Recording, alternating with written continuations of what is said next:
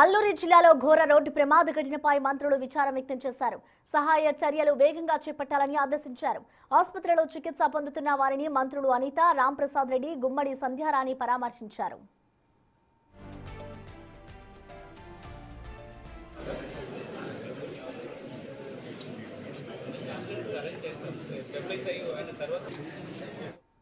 మారేడుమిల్లి భద్రాచలం ఘాట్ రోడ్డులో తెల్లవారుజామున ఓ private travels bus అదుపు తప్పి లోయలో పడింది.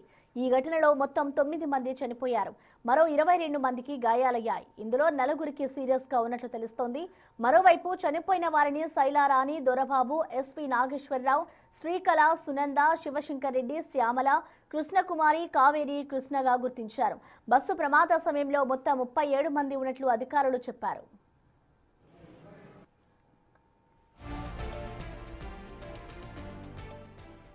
ఈ బస్సు ప్రమాదంపై మంత్రి మండిపల్లి రాంప్రసాద్ రెడ్డి జిల్లా కలెక్టర్, పోలీసు ఉన్నత అధికారులతో ఫోన్లో మాట్లాడి వివరాలు తెలుసుకున్నారు.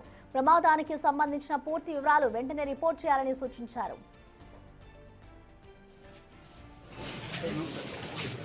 ఎస్వి నాగేశ్వరరావు వీరు చిత్తూరు నుంచే వచ్చారు. ఆయన కూడా అలాగే కావేరి కృష్ణ ఆయన కూడా బెంగళూరు నుంచి వచ్చారు.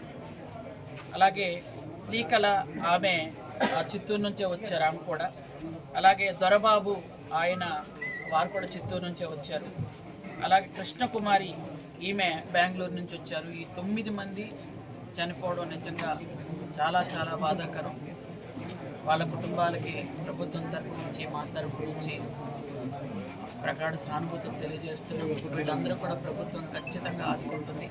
అలాగే ఎవరైతే ఇప్పుడు క్షతగాతులు ఉన్నారో వాళ్ళందరికీ కూడా మెరుగైన వైద్యం ఖచ్చితంగా ప్రభుత్వం తీసుకుంటుంది. వాళ్ళకు కావాల్సినటువంటి సహాయ సహకారాలు కూడా అందిస్తామని మీ ద్వారా తెలియజేస్తాం.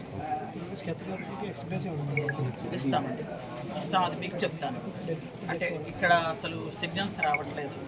ఎవరితో ఫోన్ మాట్లాడడానికి కూడా మాకు కొంచెం ఇబ్బందిగా ఉంది. దయచేసి అర్థం చేసుకోండి.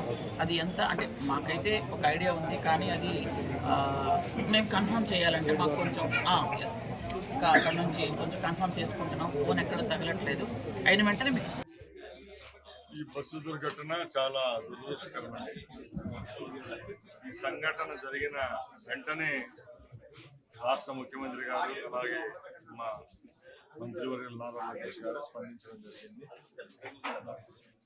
సంఘటనా స్థలానికి కలెక్టర్ గారు, అలాగే మా స్థానిక శాసనసభ్యులు రావడం, అలాగే మెరుగైన చికిత్స కోసం ఇక్కడున్న డాక్టర్లతో అందరితో మాట్లాడడం జరిగింది.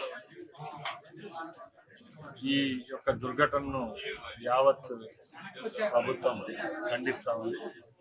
ముఖ్యంగా ఎవరైతే ఈ దుర్ఘటనలో ప్రాణాలు కోల్పోయారో వాళ్ళ కుటుంబాలకు రాష్ట్ర ప్రభుత్వం ద్వారా 5 లక్షల రూపాయలు ఎక్స్‌గ్రేషియా ఇవ్వడం జరుగుతుంది. అలాగే తీవ్రంగా గాయపడిన కుటుంబాలకి 2 లక్షల రూపాయల చొప్పున అందించడం జరుగుతుంది. ఈ సంఘటనను తెలిసిన వెంటనే గౌరవ ప్రధానమంత్రి గారు కూడా స్పందించి ప్రగాఢ సానుభూతి తెలియజేయడం జరిగింది.